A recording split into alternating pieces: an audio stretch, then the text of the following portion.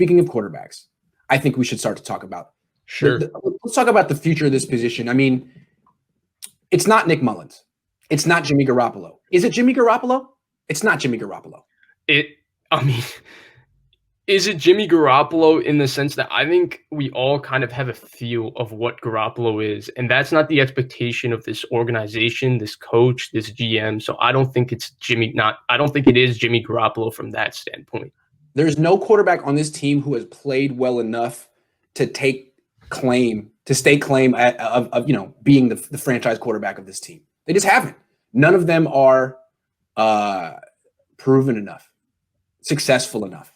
So we've had this discussion before, but where is this evolving? Like they now have the 13th pick in the draft, which means they're right on the cusp of getting Kyle Trask, Zach Wilson, Trey Lance, Mac Jones. There are new quarterbacks available on the trade market. Okay, so let's agree on one thing, right? Two guys are totally out of the question. Fields and Lawrence, I think, barring any catastrophic changes to the way the draft is looked at and all of that, I think we can start to say that, you know what, Fields and Lawrence are probably going 1-2. People have been saying they were going to go 1-2 since their high school days. So I guess we can just rule those two out, right? Yep. I don't like Fields anyway. Not his fault. We can start talking about, well, is it Zach Wilson? Is it Mac Jones? Is it Kyle Trask? So the way I'm starting to look at the quarterback situation with the 49ers is for the next 10 years, you're going to have two I think they're top 8, top 7 type quarterbacks, maybe even higher in a couple of years. But I think they're both that special. At the very least, you have 2 top 10 quarterbacks. So when you start Russell Wilson, Kyler Murray, if you don't know at home. Right. Not Jared Goff. Right. No, absolutely not Goff. So when I start to look at people like Kyle Trask and Mac Jones, well, I ask myself, is their ceiling to just be the 3rd best quarterback in our division, right? Yeah. Is the best case scenario that Mac Jones within this system is the 3rd best quarterback in the system and is the 3rd best quarterback in the NFL? And just observing him, I've only watched a couple games of him, but just looking at his physical skill set and comparing it to Kyler Murray and Russell Wilson, I would tend to say yes.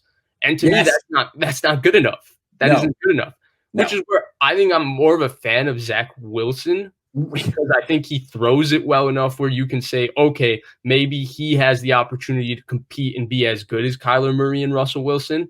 But I don't know. And that's why he's not going to be as good as Kyler Murray. Let's just say that. Right. I like Zach Wilson. No. Go ahead. I like Zach Wilson, but no, he ain't going to be Kyler Murray. Sorry. No, absolutely not. That's the most athletic player in the NFL. 1-1. Yeah. So that's why I've always kind of liked the veteran route because at least with Matt Ryan and Matthew Stafford, you can approximate that in this system, their play is going to be close enough to Kyler Murray and Russell Wilson when you start ranking quarterbacks where you're not falling off that far. And then you're hoping the superior coaching of Shanahan and Robert Saleh with this defense can take you the extra little step where quarterback talent has you down a little bit. Allow me to retort real quick. You are not going to get a quarterback nearly as talented as Kyler Murray in the next 10 years. It's going to be really hard. No. And if you're paying more than the Cardinals are paying for their quarterback and he's not as good, you're not going to be as good as the Cardinals. No. You're just not. So if you can't compete with Kyler Murray, maybe you go cheaper at the position and load up your team elsewhere because you're just not going to have a better quarterback than the Cardinals the next – it's not going to happen. But they were hypothetically right. We talked about how they did the invert cheap on last week's show where Jimmy was kind of highly paid at a reasonable deal, but the rest of the roster was so cheap across the board that they optimized the entire thing rather than doing quarterback expensive roster. But it was the same deal. And Russell Wilson last year was an inch away from winning this division with a wildly inferior roster, right? So and look at him now. Look at the Seahawks now. Until you get a quarterback that can stand up and play at the level of those two guys, where every year, as good as your team is, this division is going to hold you back because those two quarterbacks are that good. All right. Well, okay. All right. Fair enough. Let me throw out 2 names because we haven't talked about Kyle Trask much. We've talked a lot about Trey Lance, Zach Wilson, Justin Fields, and Trevor Lawrence, who has no chance of ever coming to the Niners. Kyle Trask is a real possibility, and I gotta say I prefer him to Mac Jones. When I look at Kyle Trask, I see a slower Carson Wentz. Yeah, with less arm talent. With a little less, yeah. And less physically gifted Carson Wentz. I mean, I think Kyle Trask being a very big guy wearing number 11 kind of lends you to think that way, yes, right? He's a really big guy. I mean, the throwing motion is a little similar. Their setup's a little similar. But, yeah, that's pretty much where it starts and ends, I would have to say. And he has the pro-style experience and all of that. True. And that's important because a guy like Zach Wilson, I don't know if he can start week 1 for the 49ers. I think Kyle Trask could. And that's not why you draft a quarterback, clearly. It's just a fact. Right. Yeah. But to me, when it comes down to Kyle Trask, and maybe I'm being pessimistic in the sense that my expectation of what a quarterback should be at this point is so ridiculously high because I really want the Niners to have that quarterback where, like, if you're a Cardinals fan, no matter what the next 10 years, you're going to be able to put your chest up and say, we have that guy. Nobody else has that guy, you know? And the Niners can say that about George Kittle and I guess now Brandon Ayuk and Deebo Samuel. We've never in my lifetime ever been able to say, well, we have that quarterback. Like, we got to save for like maybe 8 months with Colin Kaepernick.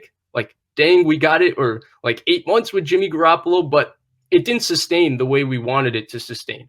So, and when I look at Kyle Trask and I like just his physical ability, like, I just don't think that I think his physical ability also ceilings out at a certain point where you can take a first round guy and maybe Shanahan can do magic with him. But at some point, I think to really take advantage of where the rules of the NFL are going and all of that, I just want maybe I'm being a little delusional, a little where no, you're being a fan. You want to watch greatness. I get it, man. You don't want to watch Kyle Trask for 10 years. That's scary. It's a scary thought because that guy has B plus written all over him, really. Right. But no, what I want to say real quick, the way I look at it, and I think we can segue into the next topic about drafting quarterbacks. The way I look at it is just take the best quarterback available with your first round pick. He doesn't have to be the future. He doesn't have to be a 10-year starter. You don't have to say, are we going to give him a second contract? Just say he's the best guy we can get now and take the approach that you're going to draft a quarterback every single year until you get it right. Because that was Bill Walsh's philosophy. And if he were alive, I have to think that one of the chief things he would say to Kyle Shanahan is, dude, why haven't you drafted a quarterback since CJ Beathard in 2017? Right. Let's talk about that. Something New England does every year, right? They've been doing it since they had a prime Tom Brady trying to develop a guy in their system. Yep. Mark real quick says, do you really want to put money towards a quarterback knowing the cap will be lowered next year and also having so many free agents? Yeah, man, it's tough. That's why this conversation has so many layers to it, right? Because ideally, like if I'm sure if you polled Kyle Shanahan, he would say, if I could go get Matthew Stafford tomorrow, he's like, absolutely. But now with all the COVID situation and all of that, it's like, do I want his contract, which is slightly better than Jimmy's and all of that? But still tough in a COVID year. Yeah, still tough. Especially with Ronnie Stanley getting the deal he got, David Bakhtiari getting that deal they got, and you can't franchise Trent Williams. You have to pay Fred Warner. So there's so much nuance to this entire conversation. And again, like you can draft, say Kyle Trask is the best quarterback available when the Niners pick if they have the 15th pick. And then you know what? Say he doesn't work out and they draft a quarterback the year after and they get someone way better than Kyle Trask. Well, then they end up like the Cardinals. Like you just keep doing it until you get the right guy. Are the Cardinals screwed because they drafted Josh Rosen? No. What they would have been screwed is if they hadn't drafted Kyler Murray because they had Josh Rosen. I mean, that was a great move. Right. Just and okay, so here's where I push back on. I do think that you should draft a quarterback every year, but here's where I push back on. Well, if we don't get it right this year, we can get it right next year. I don't think you got to get it right this year. Whoever it is, got to get it right this year. Brandon Ayuk is looking like he's going to be a star. Deebo Samuel is special. George Kittle is phenomenal. You're probably going to have Jordan Reed for one more year. With all those things, you cannot, and Kyle Shanahan is a play caller, you cannot waste this trying to solidify Josh Rosen. What I'm saying is I expect Kyle Trask would actually be very good on the 49ers. Would he be great? I don't know. But handing off to Mostert and Debo and throwing to Debo and Ayuk and Kittle. It's like you can't miss. Now, could they do better in a couple of years? Maybe. Should they get the quarterback if they can do better in a couple of years? Absolutely. But if they think, I mean, you definitely don't want to draft a straight up bust in first round. I just think that any of these quarterbacks would actually be pretty good on the 49ers, or better than pretty good. They'd be good and they'd be cheap. And I think that's maybe their numbers would be good. But here's the thing. Last year, Kyler Murray was a rookie, right? So their division with the Rams kind of figuring things out salary-wise, I think the Rams are going to consistently be a 7 to 10 win team for the foreseeable future. I think their defense has enough talent, and McVay's a good enough coach where they're just always going to be kind of around 500. And Jared Goff is just way too overpaid, and he'll just Goff is what's holding them back, I think, from being the top tier team. Well, I think that now with Kyler Murray being as good as he is, and I think the Cardinals are going to go for whatever happens this year, I think they're going to be a better roster next year because they're still going to have a rookie deal, Kyler Murray, and they're going to load up. Also, free agents are going to flock to Arizona. Guys are going to love to play with him. Oh, absolutely. He's like Steph Curry, you know? Absolutely. And then I think Seattle, Russell Wilson's going through a little bit of a turnover issue there, but I think he's good enough and the team is good enough and they have a good enough culture where they're always going to be in the conversation to win the NFC West. Yeah. So then do you think that what they did last year, and if Kyle Trask can be maybe 80% of what Garoppolo was last year, is that good enough to win this division? Who's to say he can't be more than that? I mean, what I see from Kyle Trask is a guy who can throw downfield. Let's start there. You know, can he throw all the shorter stuff too? I think so. He's a big guy, but I think he can throw the slants and the shorter stuff as well. If he can actually hit the post down the middle, maybe he actually increases the limit. I don't look at Kyle Trask as a physical downgrade. I think he's a physical upgrade from Jimmy Garoppolo. Now, he doesn't have the same seasoning and experience, but I'm curious to see what Kyle Shanahan can do. He's got a great training wheels offense when he wants to have it. I think he can really make some defined reads from Kyle Trask. You put him in a run-first offense. I don't know. I feel like you put him on – you send him to Chicago, he'll fail. But you send him here, it's the best spot for him. This is quarterback heaven. We could say that about any quarterback. I mean, I don't know. I think there's a lot of layers to this conversation. I think there's too much projection, especially right now when Kyle Trask is such an unknown.